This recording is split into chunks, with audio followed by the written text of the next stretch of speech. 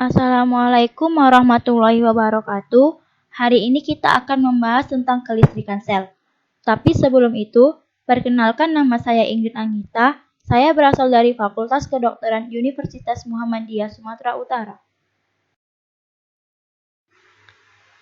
Di video ini, saya akan menjelaskan tentang 3 hal. Yang pertama, definisi kelistrikan sel. Yang kedua, proses kerja dalam kelistrikan sel. Dan yang ketiga, hal-hal apa saja yang mempengaruhi kerja sel. Sebelum saya masuk ke dalam apa itu kelistrikan sel, apakah kalian tahu bahwa di dalam tubuh kita terdapat sebuah listrik yang salah satunya berperan untuk mengantarkan rangsangan kepada sel syaraf? Jadi, definisi kelistrikan sel adalah aliran listrik yang terdapat di dalam tubuh yang berperan untuk menghantarkan rangsangan dari otak kepada sel-sel. Selanjutnya, kita akan membahas proses kerja. Saat neurotransmitter dilepaskan dari ujung akson suatu sel syaraf ke dendrit pada sel syaraf lain, maka impuls akan diteruskan ke sel syaraf berikutnya. Impuls ini akan membaca ion Na+ yang awalnya terdapat di luar membran akson menjadi masuk ke dalam membran akson. Membran dalam akson menjadi lebih positif data menerima rangsangan listrik atau impuls. Impuls kemudian akan mengalir atau bergerak di sepanjang membran akson hingga ke ujung akhir sel syaraf.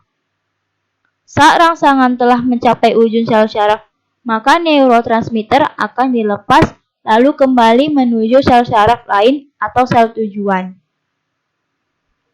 Tegangan listrik pada sel syaraf berdasarkan keberadaan impulsnya.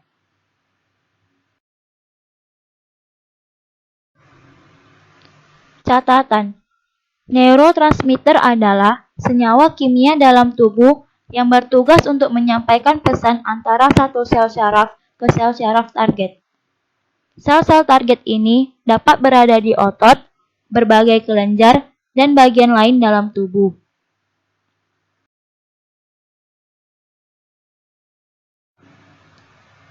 Sel syaraf istirahat.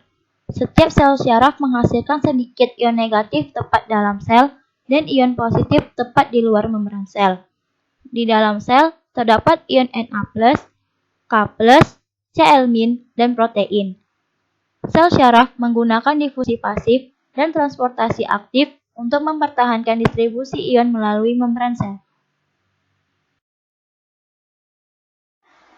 Rangsangan sel syaraf. Potensial sel syaraf istirahat dapat diganggu oleh rangsangan listrik, kimia, dan fisik atau mekanik.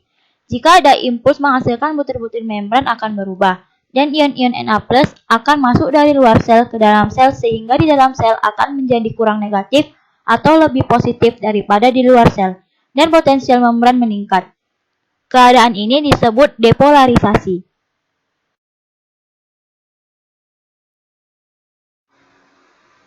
Perbedaan polarisasi dan depolarisasi. Polarisasi adalah keadaan di mana syaraf sedang istirahat atau keadaan di mana syaraf tidak sedang menjalankan rangsang.